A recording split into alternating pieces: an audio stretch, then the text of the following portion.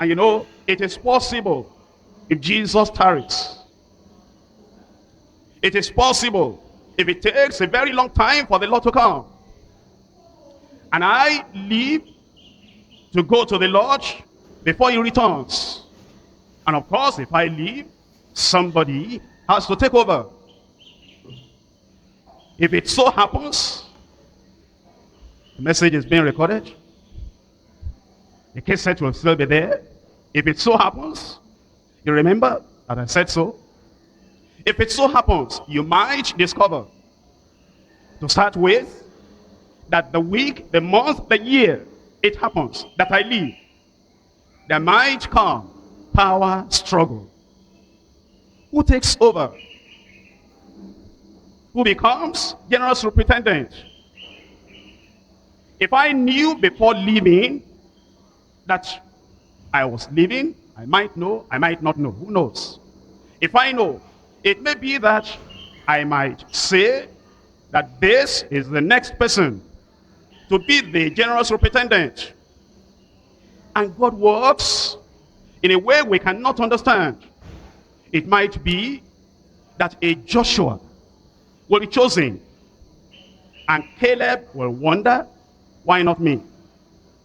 It may be a young David, very young, will be chosen, and Eliab, older, more experienced, trained in the use of adult weapon, not catapult, not youth, teenage weapon. Trained in the use of adult weapon, will be wondering, why not me?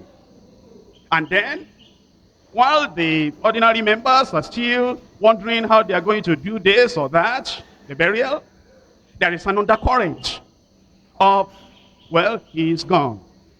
Maybe when he put that David there, that David should take over, maybe he didn't really, you know, sometimes maybe he wasn't really understand. This is a young fellow. And then the Eliabs might then begin to campaign. And you might be surprised, there might be a religious school.